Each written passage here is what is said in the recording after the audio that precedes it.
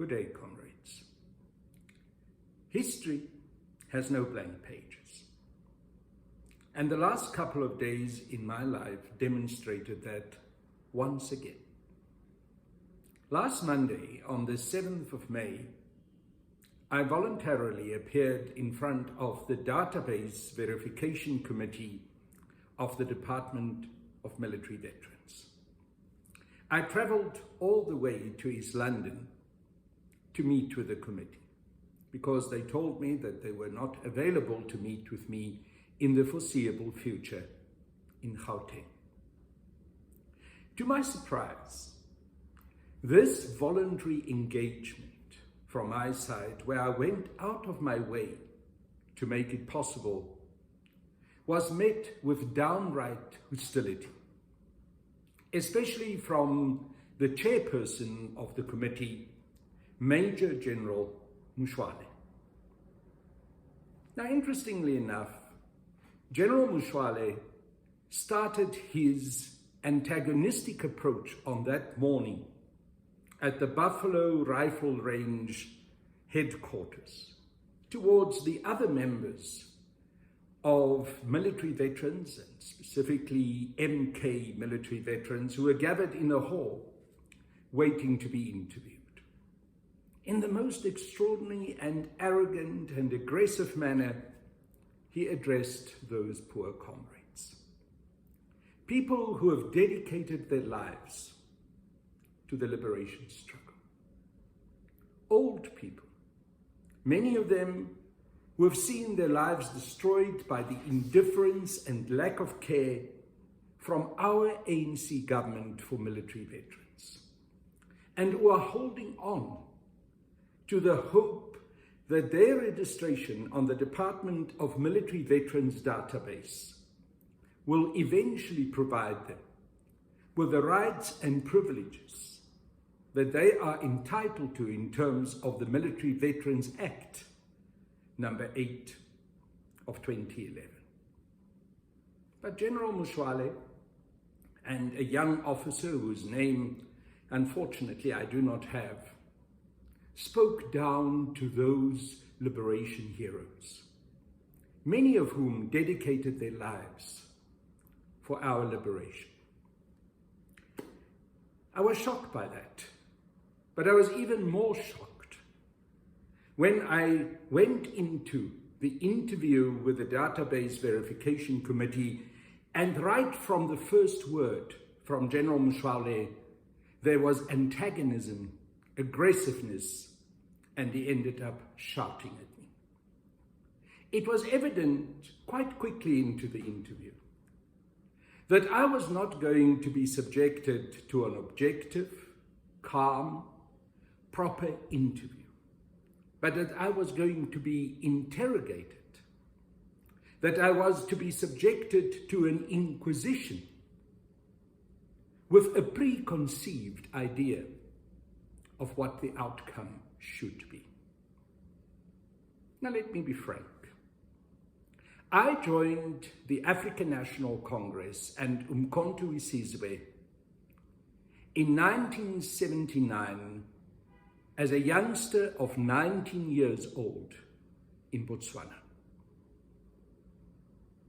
I did not go to Botswana on the intention to leave the country, thus to go into exile, but to join up after deep introspection and the decision by myself after long discussions with my political mentor, Dr. Beyers Naudé, whom I always describe as my father, that the time had come for me to join the African National Congress because of my principled opposition to apartheid and my belief as a Christian that apartheid was a heresy and had to be fought. It was not easy for me to decide that I also wanted to participate in the armed struggle, to decide that to take up arms and to be involved in violence against the evil apartheid regime was indeed necessary. And as Dietrich Bonhoeffer the German theologian that both Dr. Beyers-Naudé and myself drew much strength from, described it as the lesser of two evils. So I went deliberately, with the assistance of Dr. Beyers-Naudé and the Reverend Frikkie Conradie, both of whom worked in Alexandra Township and both of whom were also pastors in the Dutch Reformed Church in Africa, together with the Reverend Sam Boetie in Alexandra. I went to Botswana to join the ANC and Unequivocally, to commit myself to the armed struggle. That was a prior understanding. And when I finally met with the ANC comrades, including Billy Matsetla, that understanding was clearly expressed. It was also understood that because of my involvement inside the country, my student involvement and also my religious involvement, and the role that I could play as a white young Afrikaner, which in a remarkable way could challenge the apartheid regime also through that white Afrikaner background, I will have to stay inside the country. So my joining of Unequivocally and of the African National Congress was always under the understanding that I will stay inside the country and that I will not go into exile. The second part of that understanding was that I will execute operations on behalf of the African National Congress and on behalf of Unequivocally to the best of my abilities. I was given some basic instructions: how to set up a dead letterbox. I was asked if it will be possible for me to identify some targets for Unequivocally sabotage and attacks. I was asked what links I have within the South African community which could help me to identify targets. On all of these issues, I was engaged.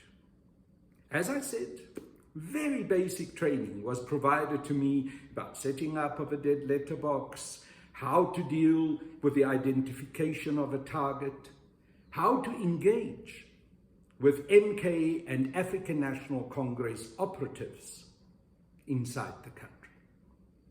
And after that weekend in Botswana, as I said, just outside Gaborone, I returned to South Africa, ready and charged up to work in the underground of the African National Congress, to work with fellow Unequivocally soldiers, and to fight the apartheid regime. Because that was the operative word, to fight the apartheid regime. And I did exactly that. I engaged with fellow comrades in Alexandra. The Reverend Dr. Beyers-Naudé, Reverend Frikkie Conradie were fully aware of the commitments that I made, that I joined the African National Congress and Unequivocally. I engaged with them on a regular basis. I worked with comrades in Alexandra, among them Comrade Obed Bapela and his late wife, Connie Bapela, Paul Mashatile, Vincent Chabalala, Depoor Mfalasi, just to mention a few. I got involved in working with comrades, MK comrades inside the country, to assist with bringing weapons into the country, limpet mines and AK-47s. We helped to set up arms caches. Because of my background, as someone who was born and grew up in the old Western Transvaal, which is now known as the Northwest Province, I helped to identify some police stations in that province. I went there with limpet mines, and together with other comrades, we detonated those limpet mines at police stations. I got involved in the identification of targets. Among those targets was the South African Broadcasting Corporation, because I had close friends with a young lady, Ruli Kekstra, and her partner, Gerard Kleinans, who were working at the SABC. They managed to provide me with the blueprints of the whole building, of the security accesses, of security and how security operations worked in the SABC. We worked out a detailed plan on how the SABC could be infiltrated, how major sabotage could happen, and how the SABC could be taken off air. Another target that I identified was the Johannesburg Gasworks, which was an infrastructural target, a target to prevent gas from being provided for domestic and for commercial use in major parts of Johannesburg. I went to the gasworks, took photos, drew up plans, identified a possible way in which the gasworks could be attacked, bombs could be placed, and could be taken out of commission. Now, all of this I did to the best of my ability as a 23-year-old, young, committed member of the African National Congress. I'm quite open to say that I did not have all the adequate training. I could not have received all the training that truly, in a proper way, would have been necessary to carry out these operations. But for what I lacked in training, I made up in commitment, in dedication, and in enthusiasm. Unfortunately, I did make mistakes. There was a warrant officer of the South African Police Service who was placed at Wits University as a student, a certain gentleman with the name of Robert Whitecross, who infiltrated the student house where myself and my then fiancée, Jansie Lawrence, were living.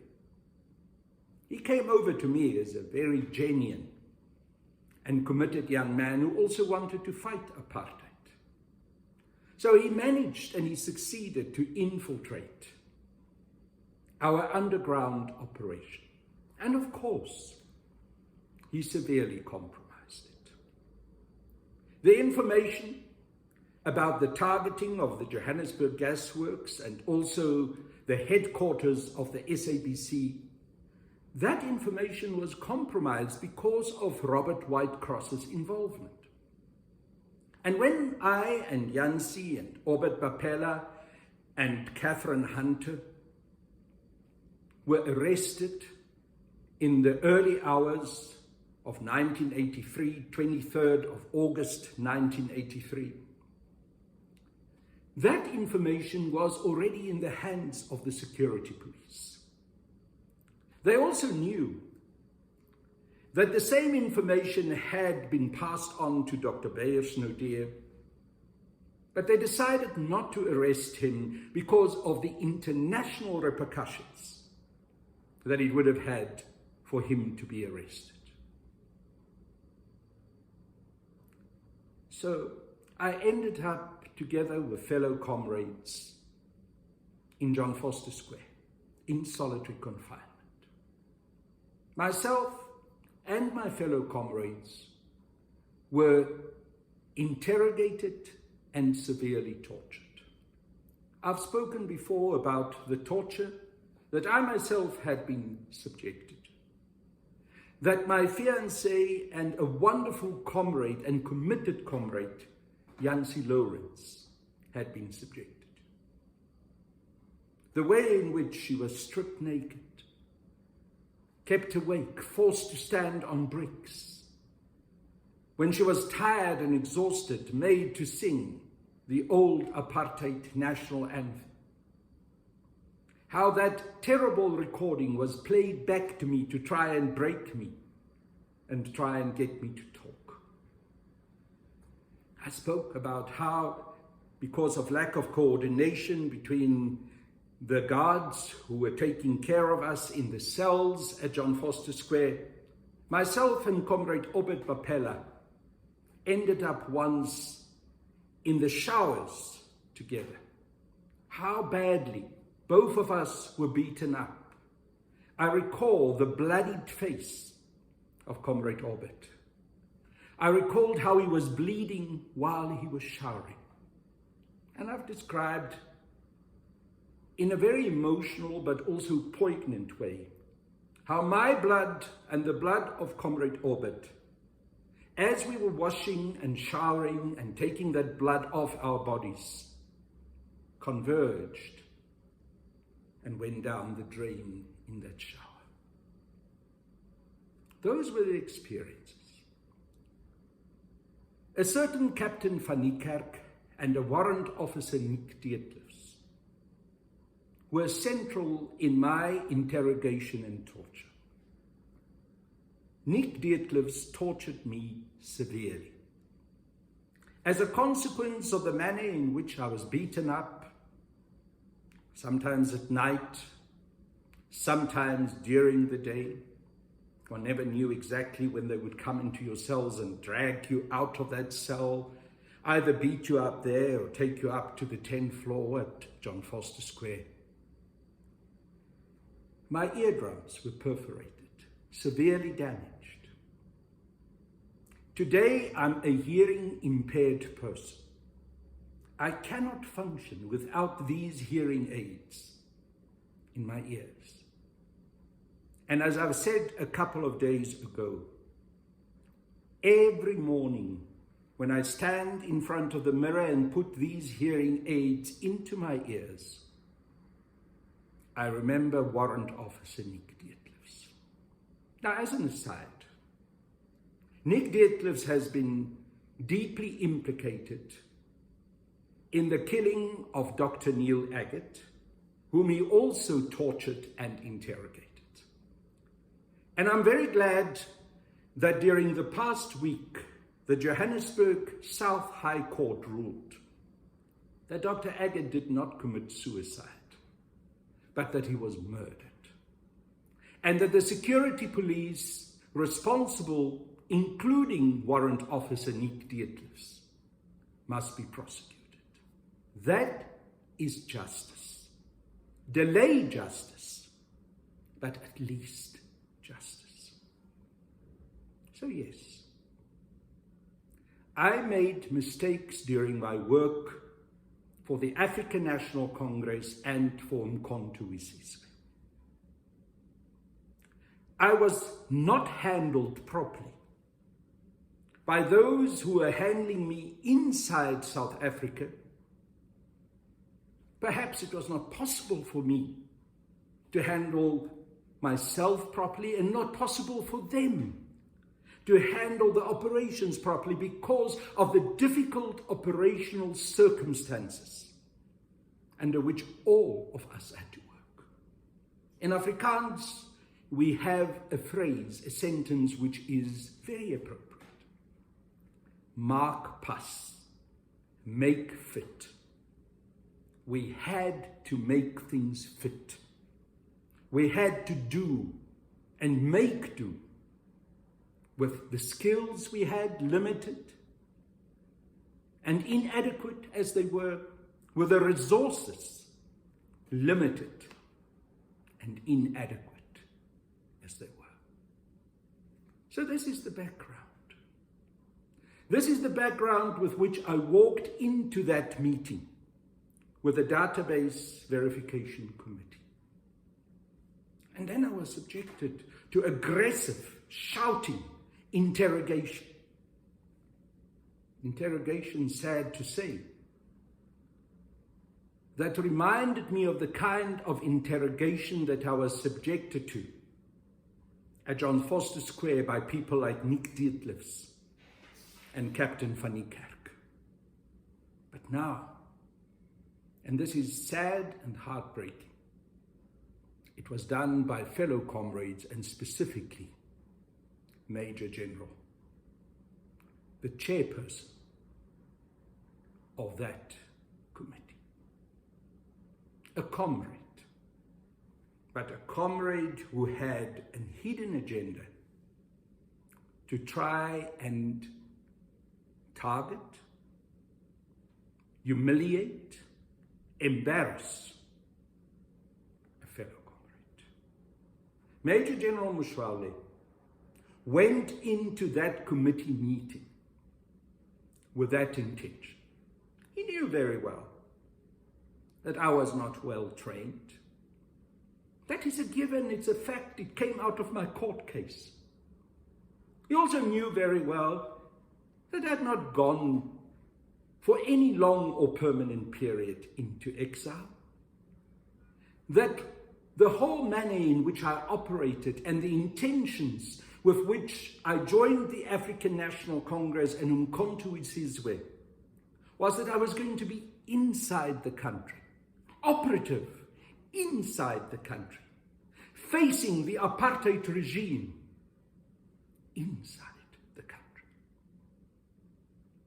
And you know very well that I tried my level best to carry out the instructions that I received, the duties that I was given, the targets that I identified, the sabotage that I carried out, that I carried it out to the very best of my limited abilities. So yes, of course it was possible to criticize me. Of course it was possible to point out that I may not have followed all the conditions, all the steps for underground and clandestine work. But what's the point? The fact of the matter is I did join the ANC in Unequivocally. The fact of the matter is I came back into the country and I did work with the underground of the ANC and of Unequivocally inside the country. That I carried some operations, sometimes against all odds, out successfully. And in others I failed. I made mistakes for which I and fellow comrades like Comrade Jansi Lawrence paid dearly. I've already described what happened to us in detention. We ended up in court charged with terrorism and sabotage and high treason. May I remind you that high treason is not some kind of little piffy charge. It has the potential of the death sentence being imposed. And in fact, Mr. Justice Myburg, who was the presiding judge in my case, right there from the bench when I was giving evidence in explaining my reasons for participating in the armed struggle, for having joined the ANC in Unequivocally, warned me that he was seriously considering to impose the death sentence on me. He said to me, "Young man, you better watch out what you say, because I may just sentence you to hang." To which I responded, "Suit yourself, Your Honor." Because I was proud to be a member of the ANC and of Unequivocally. I was proud of the decisions that I've taken. I was proud of having been part of this courageous liberation struggle. I was not apologetic. I did not apologize there in court for what I've done. I did not backtrack. I'm proud that during the time that I was detained and tortured, in solitary confinement, beaten up in my cell, beaten up on the 10th floor of John Foster Square, facing that devil Craig Williamson, facing Nick Dietliffs, facing all of it, I never gave away one single comrade. I never compromised anyone that I worked with. And I said that right there in court, I said that apartheid is evil, that apartheid in fact was a heresy, that it was an insult against humanity, a crime against humanity. And when I was asked by the prosecutor whether, if I get the chance, I will also take action against the then state president of South Africa, P.W. Botha, and if I may be prepared to kill him, I answered affirmative. I said, yes, if I get the chance, I will do so. Comrade Obed Papela, who was arrested with me, will be able to vouch for all that I tell you now.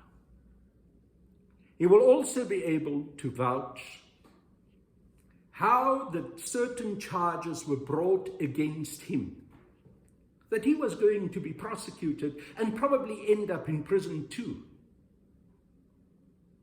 I, together with my lawyers, decided that because I'm already compromised, that I'm already unable to get out of the net, the web, that the apartheid security police had so carefully spun for me, also together with Warrant Officer Robert Whitecross, that I will take responsibility for those actions of Comrade Obed, so that he could go free.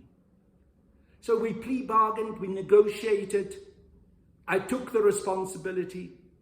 Comrade Obed was released. He was able to go back to Alexandra, to go back to the underground and continue the work. Because that is what comrades do. Comrades care about each other.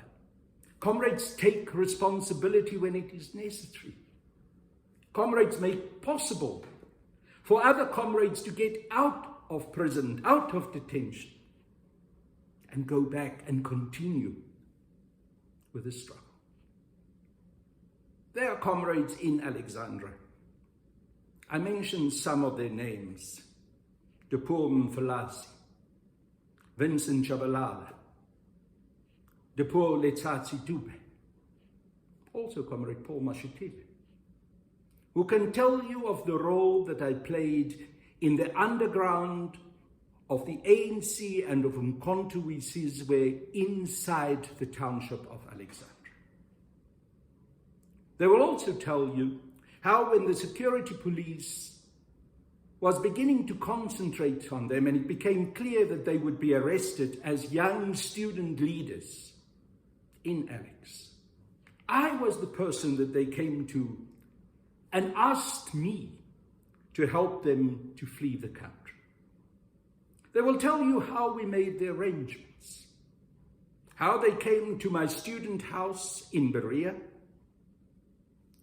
how we couldn't keep them there, how the arrangements were made with the MK comrades outside the country, that they will be taken out of South Africa, across the border of Botswana, and how I assisted to put them up in a safe place at St. Peter's Priory in Rosettenville for over a week before the MK comrades could eventually meet up with them and with my assistance take them out of the country. They will tell you how they were linked up with Umkhonto we Sizwe once they left the country to go for training. That among them, one of the greatest heroes of our liberation struggle was Comrade Vincent Chabalala, who went for training in the Soviet Union and in the German Democratic Republic. And after I was arrested in 1983, in fact a year later, Comrade Vincent came back into South Africa as a trained Umkhonto we Sizwe cadre. He was compromised by a fellow comrade, and I know who that fellow comrade is. He's a very senior member today of the African National Congress.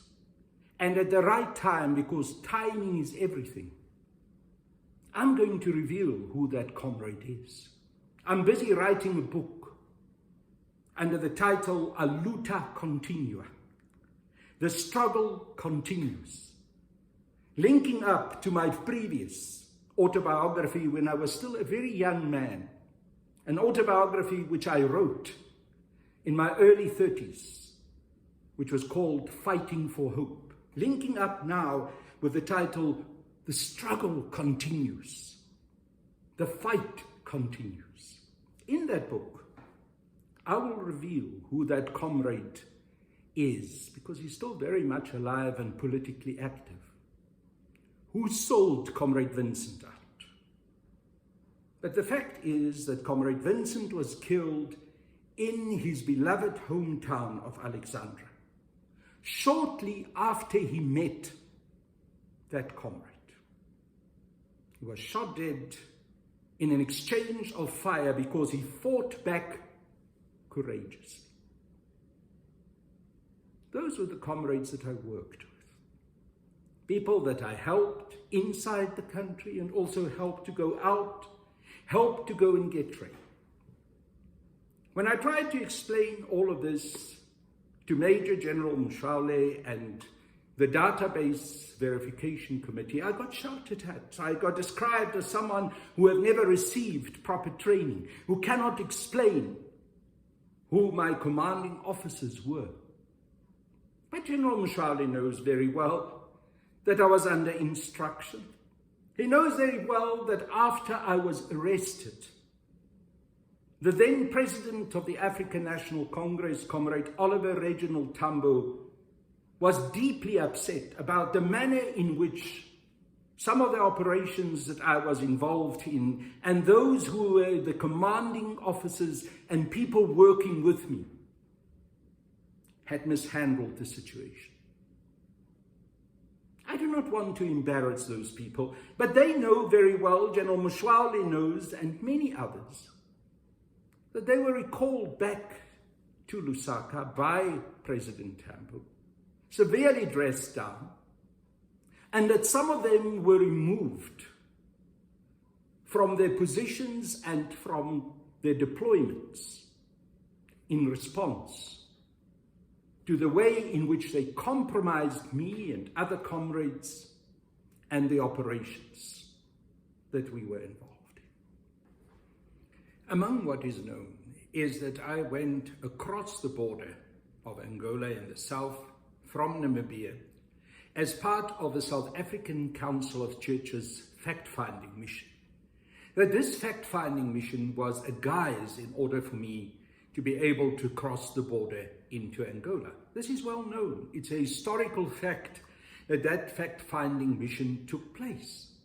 And yet, General Mashoala decided that he wants to question whether I had in fact done so.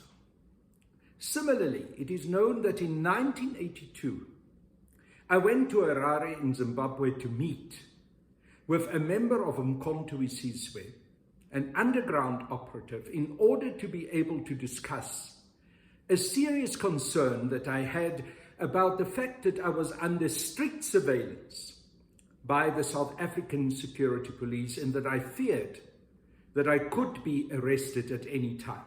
The intention of that meeting was to discuss whether I should stay in the country or whether I should go out. Under the circumstances, with the kind of work that I was busy doing, specifically also with regards to the advanced work that I was busy doing with regards to the South African Broadcasting Corporation as a target, and the information that I was receiving from Ruli Kijkstra and Gerard Kleinhans, myself and the MK comrade decided that I had to return to the country. I knew very well that the risk that I was faced with to return, that I could have been arrested, that I could end up in exactly the kind of situation where I did end up in 1983, a year later. But because of my commitment, because of the dedication that I had to get the underground work that I was engaged in done, I accepted the instruction and I came back to the country. Now, both these instances, General Mashoala decided to question my integrity, whether it happened, and also to act in an unprincipled and wrong manner by taking this into the public domain. When the Database and Verification Committee meeting commenced last Monday on the 7th of March, I was told that this meeting is confidential. I had to sign a form to the effect of its confidentiality. I was instructed by one of the officers present that I could not have my phone with me and that I had to leave it outside the meeting. But General Mashoala decided to compromise the confidentiality of that meeting by first going to peddle lies about what happened in the meeting to a journalist of the city press in order to manipulate the situation to create his narrative that I failed the interview. And then subsequently, 2 days later, to a very well-meaning journalist of Independent Online, Ntombi Nkosi, who really wanted to report in an even-handed and objective manner, he went and told the lie to her that I went to Harare in 1979. Of course I couldn't have. We all know Zimbabwe was then not yet independent. He knows very well that I went in 1982. He knows what the purpose of that meeting was. He knows because I told him that in the interview, and he probably knows it also from other sources. But it did not suit the narrative that he wanted to peddle. Unfortunately, lies have short legs. And of course, I have the opportunity now to point out that I did cross the border into Angola. How I did so through the SACC fact-finding mission. That I did go to Harare in 1982. That I met with a comrade there. And although General Mashoala insisted that I should give him the real name of the comrade, of course I could not. And it's not because I forgot who I met. I know very well what transpired in that meeting. But because that comrade was working under a nom de plume.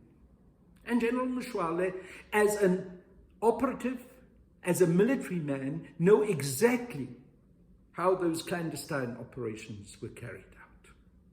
But he's not interested in the truth.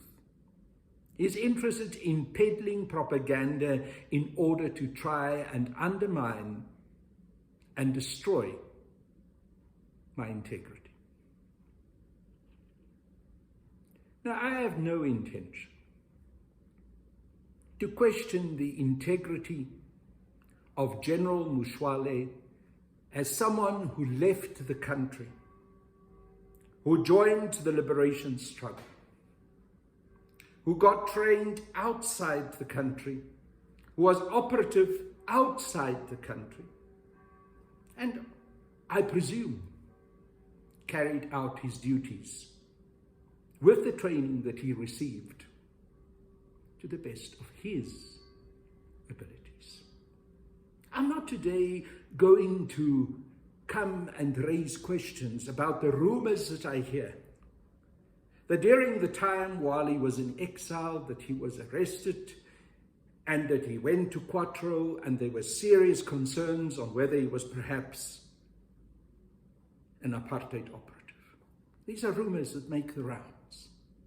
I simply want to deal with the fact that General Mashoala worked outside the country, was trained outside the country, didn't operate inside South Africa. What I don't want him to do is to undermine comrades who are working inside the country, who are prepared to face the enemy face to face, directly. The comrades of self-defense units who are in the streets of the townships facing the Caspers, facing the R5 machine guns, being arrested by the police and by the army, beaten up, tortured, some of them killed, who didn't have necessarily all the adequate training, who could not have had all the adequate training, but who tried their best with great commitment under difficult circumstances, and who had the courage to face the enemy face to face, more so than what General Mashoala had done. Why undermine those comrades? Why undermine a comrade like myself? Why try to question the integrity, the struggle commitment of members of self-defense units? Why try to keep them off the Department of Military Veterans database?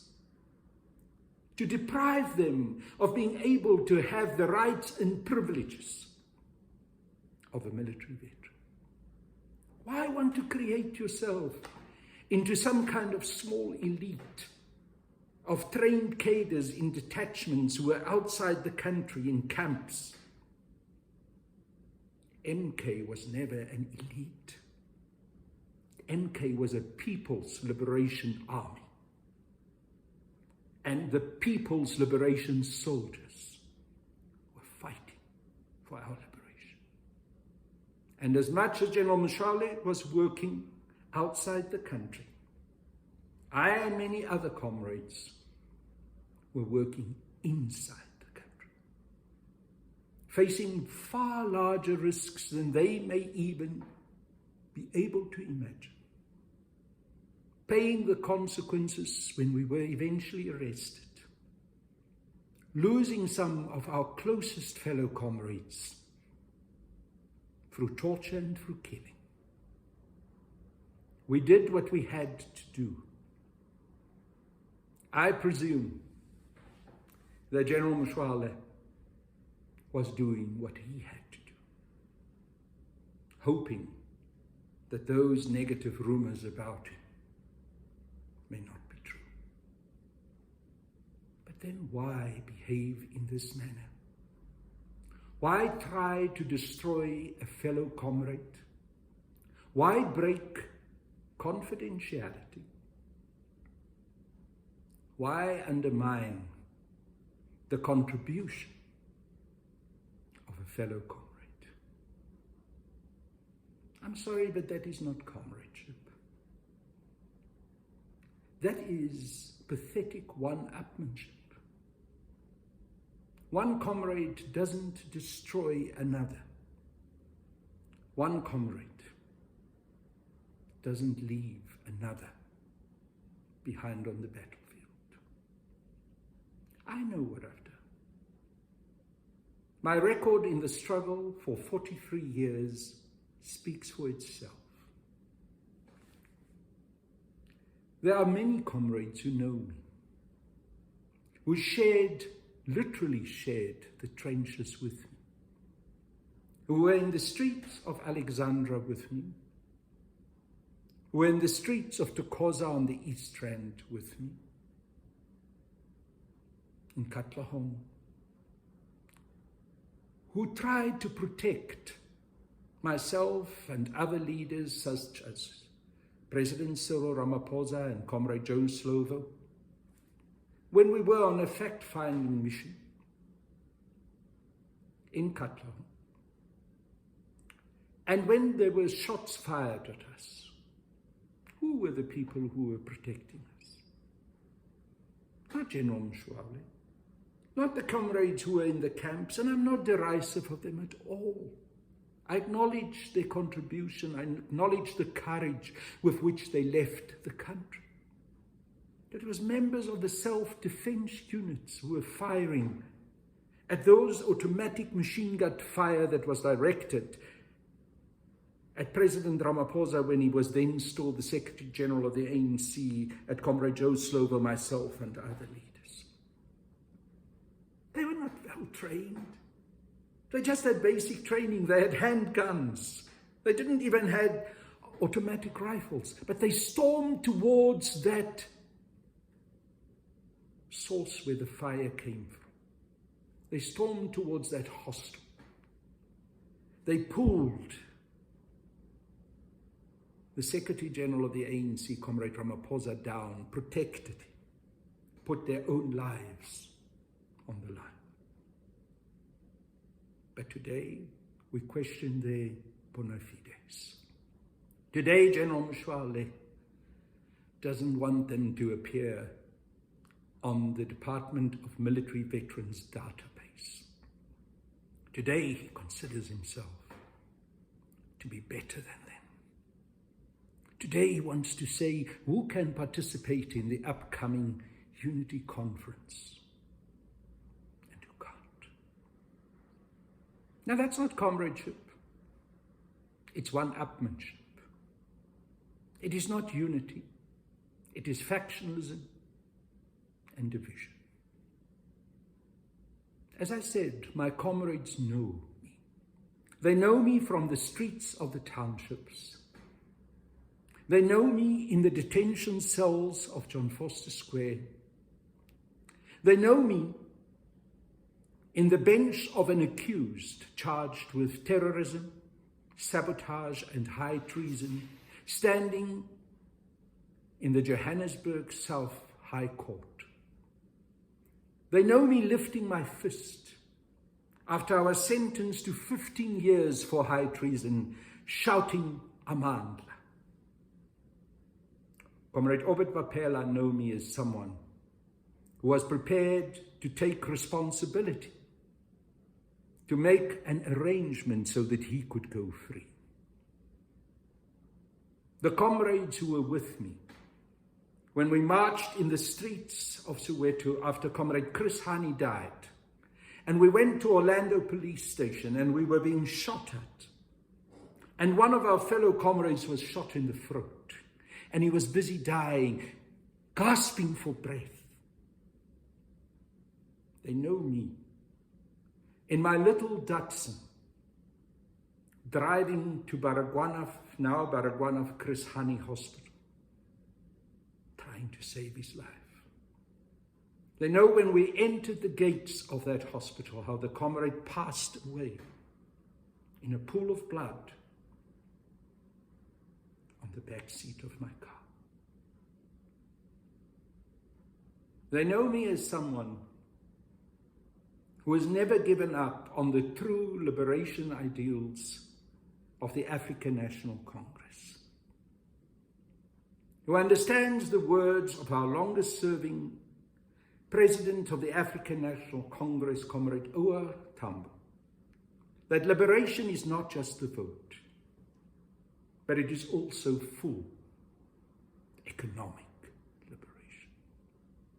They know that I'm committed to that full and total liberation of our people, and that I'm prepared to stand up and fight for it. The lawyers who represented me in 1983, amongst them Advocate Dali Tambo, know my court record. I'm grateful that last night Advocate Dali Mpofu wrote a tweet and said, I know Comrade Carl, I know his history, I know that he was a member of Unequivocally and of the African National Congress and dedicated his life to the liberation struggle. I was there. I represented him together with other lawyers in court. So my dear comrades, I do not need to justify myself beyond telling my story. I do not need to subject myself to lies, to fake propaganda, to breaching of confidentiality, to pettiness and to elitism. I'm a soldier of the people. I made that decision 43 years ago when I was a youngster of 19. I paid the price. I continue my dedication. If need be, I will continue to pay the price. But I will not betray my people. I will not betray the cause I believe in. The struggle for me will continue. As my upcoming book says, LUTA CONTINUA. General Mashoala, do you hear me? I'm not backing off. I'm not going to bow my head in front of your lies and propaganda and the manner in which you try to undermine me. I'm here. I'm Carl Niehaus. I'm a member of Unequivocally. I'm a liberation soldier.